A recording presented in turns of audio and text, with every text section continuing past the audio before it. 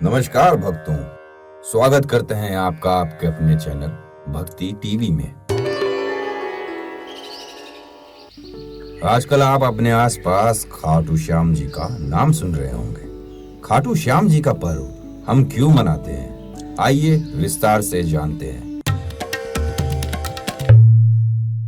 हिंदू धर्म के अनुसार खाटू श्याम जी ने द्वापर युग में श्री कृष्ण से वरदान प्राप्त किया था कि वे कलयुग में उनके नाम श्याम से पूजे जाएंगे। श्री कृष्ण बर्बरीक के महान बलिदान से काफी प्रसन्न हुए और वरदान दिया कि जैसे जैसे कलयुग का अवतरण होगा तुम श्याम के नाम से पूजे जाओगे। तुम्हारे भक्तों का केवल तुम्हारे नाम का सच्चे दिल से उच्चारण मात्र से ही उद्धार होगा। यदि वे तुम्हारी सच्चे मन और प्रेम भाव से पूजा करेंगे तो उनकी सभी मनोकामना पूर्ण होगी और सभी कार्य सफल होंगे।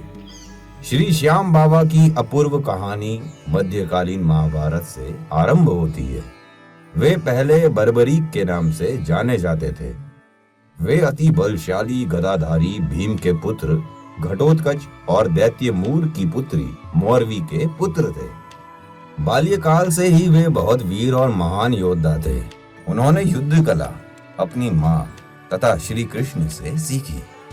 नव दुर्गा की घोर तपस्या करके उन्हें प्रसन्न किया और 3 अमोघ बाण प्राप्त किए। इस प्रकार 3 बाणधारी के नाम से प्रसिद्ध नाम प्राप्त किया। अग्निदेव ने प्रसन्न होकर उन्हें धनुष प्रदान किया जो उन्हें तीनों लोकों में विजय बनाने में समर्थ था। महाभारत का युद्ध कौरवों और पांडवों के मध्य अपरिहार्य हो गया था। यह समाचार बर्बरीक को प्राप्त हुआ तो उनकी भी युद्ध में सम्मिलित होने की इच्छा जागृत हुई। जब वे अपनी माँ से आशीर्वाद प्राप्त करने पहुंचे तब माँ ने पूछा कि तू किसकी तरफ से लड़ेगा। तो बर्बरीक ने अपनी माँ को वचन दिया कि जो पक्ष हार रहा होगा मैं उसकी तरफ से युद्ध लड़ूंगा। वे अपने नीले रंग के घोड़े पर सवार होकर 3 बाण और धनुष के साथ कुरुक्षेत्र की रणभूमि की ओर चल पड़े। सर्वव्यापी श्री कृष्ण ने ब्राह्मण वेश धारण कर बर्बरीक के बारे में जानने के लिए उन्हें रोका और यह जानकर उनकी हंसी उड़ाई कि वह मात्र 3 बाण से युद्ध में सम्मिलित होने आया है। ऐसा सुनकर बर्बरीक ने उत्तर दिया कि मात्र 1 बाण शत्रु सेना को परास्त करने के लिए पर्याप्त है और ऐसा करने से बाण वापस तरकश में ही आएगा। यदि मैंने अगर तीनों बाणों को प्रयोग में ले लिया तो पूरे ब्रह्मांड का विनाश हो जाएगा। यह जानकर भगवान कृष्ण ने उन्हें चुनौती दी कि इस वृक्ष के सभी पत्तों को भेद कर दिखाओ। वे दोनों पीपल के वृक्ष के नीचे खड़े थे। बर्बरीक ने चुनौती स्वीकार की और अपने तरकश से एक बाण निकाला और ईश्वर को स्मरण कर बाण पेड़ के पत्तों की ओर चलाया। बाण ने क्षण भर में पेड़ के सभी पत्तों को भेद डाला और श्री कृष्ण के पैर के इर्द गिर्द चक्कर लगाने लगा, क्योंकि एक पत्ता उन्होंने अपने पैर के नीचे छुपा लिया था। बर्बरीक ने कहा कि आप अपने पैर को हटा लीजिए, अन्यथा ये बाण आपके पैर को भी भेद देगा। तत्पश्चात श्री कृष्ण ने बालक बर्बरीक से पूछा कि वह युद्ध में किस ओर सम्मिलित होगा। बर्बरीक ने अपनी माँ को दिए वचन को दोहराया और कहा, युद्ध में जो पक्ष निर्बल और हार रहा होगा मैं उसी की तरफ से युद्ध लड़ूंगा। श्री कृष्ण जानते थे कि युद्ध में हार तो कौरवों की निश्चित है और इस कारण अगर बर्बरीक ने उनका साथ दिया तो परिणाम गलत पक्ष में चला जाएगा। अतः ब्राह्मण रूपी श्री कृष्ण ने वीर बर्बरीक से दान की अभिलाषा व्यक्त की। बर्बरीक ने उन्हें वचन दिया और दान मांगने को कहा।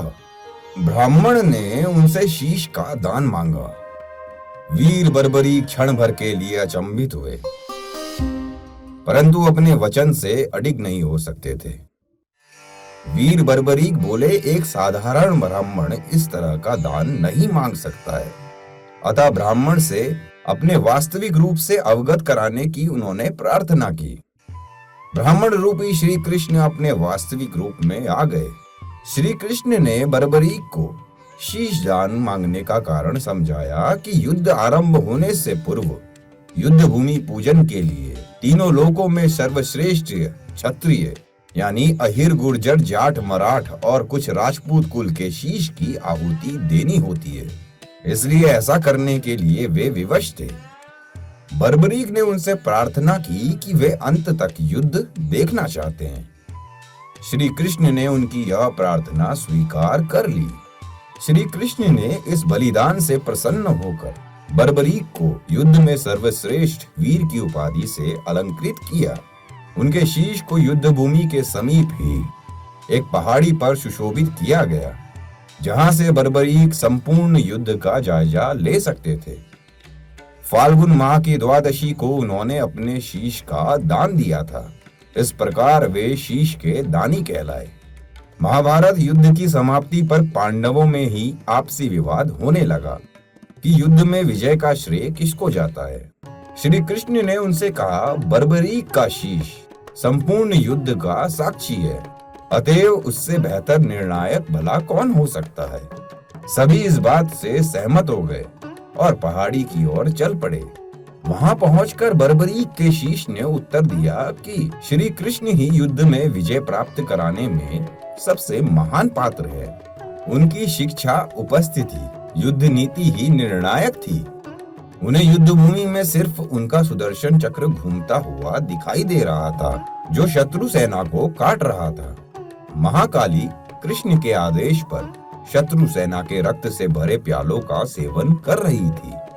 श्री कृष्ण वीर बर्बरीक के महान बलिदान से काफी प्रसन्न हुए और वरदान दिया कि कलयुग में तुम श्याम नाम से जाने जाओगे, क्योंकि उस युग में हारे हुए का साथ देने वाला ही श्याम नाम धारण करने में समर्थ है।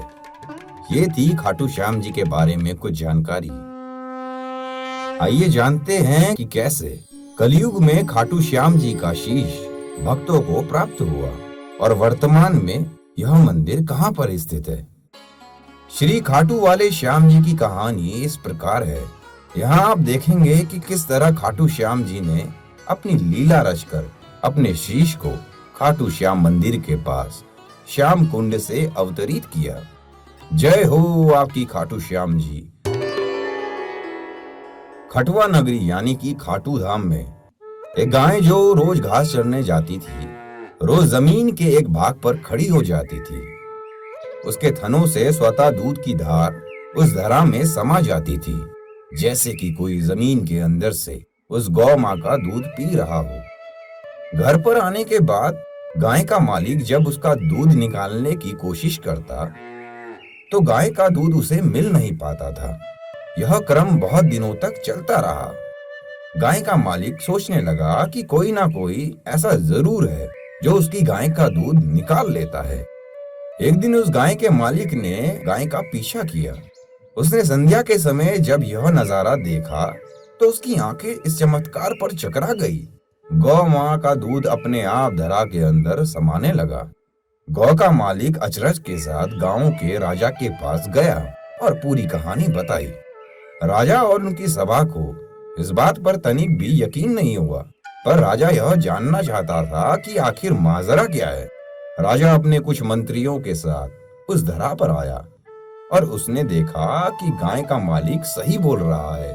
उसने अपने कुछ लोगों से जमीन का वो भाग खोदने के लिए कहा। जमीन का भाग जैसे ही खोदा जाने लगा, उस धरा से आवाज आई, अरे धीरे धीरे खोदो, यह मेरा शीश है। उसी रात्रि राजा को स्वप्न आया कि राजन, अब समय आ गया है मेरे शीश के अवतरित होने का। मैं महाभारत काल में वीर बर्बरीक था और मैंने भगवान श्री कृष्णा को अपना शीश दान में दिया। फलस्वरूप मुझे कलयुग में पूजित जाने का वरदान मिला है। खुदाई से मेरा शीश उसी धरा से मिलेगा और तुम्हें मेरा खाटू श्याम मंदिर बनाना पड़ेगा। सुबह जब राजा उठा तो उसने स्वप्न की बात को ध्यान में रखकर खुदाई पुनः शुरू करा दी और फिर जल्द ही कलयुग देव श्री श्याम का शीश उस धरा से अवतरित हुआ। कार्तिक माह की एकादशी को शीश मंदिर में सुशोभित किया गया, जिसे बाबा श्याम के जन्मदिन के रूप में मनाया जाता है। जो मूल मंदिर है वो 1027 ईस्वी में रूप सिंह चौहान और उनकी पत्नी नर्मदा कंवर द्वारा बनाया गया था। मारवाड़ के शासक ठाकुर के दीवान अभय सिंह ने ठाकुर के निर्देश पर 1720 ईस्वी पूर्व में मंदिर का जीर्णोद्धार कराया। मंदिर ने इस समय अपना वर्तमान आकार ले लिया है और मूर्ति को गर्भगृह में प्रस्थापित किया गया है। मूर्ति दुर्लभ पत्थर से बनी है। खाटू श्याम परिवारों की एक बड़ी संख्या के कुल देवता हैं। भक्तों, अगर आपको खाटू श्याम जी के इस मंदिर में जाकर उनके दर्शन करने हैं तो मैं आपको बता देता हूँ कि श्री खाटू श्याम जी का यह मंदिर भारत देश के राजस्थान राज्य के सीकर जिले में एक प्रसिद्ध कस्बा है, जहाँ पर बाबा श्याम का विश्व विख्यात मंदिर है। अगर आप लोग भी अपनी किसी परेशानी से बहुत ज्यादा परेशान हैं या फिर अपनी भक्ति भाव से खाटू श्याम जी के दर्शन करना चाहते हैं तो निस्वार्थ होकर आप खाटू श्याम जी के दर्शन करिएगा। यह मेरी आस्था और मेरा विश्वास है कि खाटू श्याम जी आपकी मनोकामना जरूर पूर्ण करेंगे। आशा करते हैं आपको हमारे द्वारा सुनाई गई खाटू श्याम जी की सच्ची कहानी पसंद आई होगी। ऐसी ही कहानियां यदि आप चाहते हैं कि हमारी टीम के माध्यम से आपको प्राप्त हो, इसके लिए आपको हमसे जुड़ना पड़ेगा। जानते हैं ना, जुड़ने के लिए आपको सब्सक्राइब का बटन प्रेस करना पड़ेगा और उसमें जाकर आपको ऑल का बटन दबाना पड़ेगा, ताकि हमारे द्वारा दी गई आपको सभी जानकारियां सबसे पहले प्राप्त हो।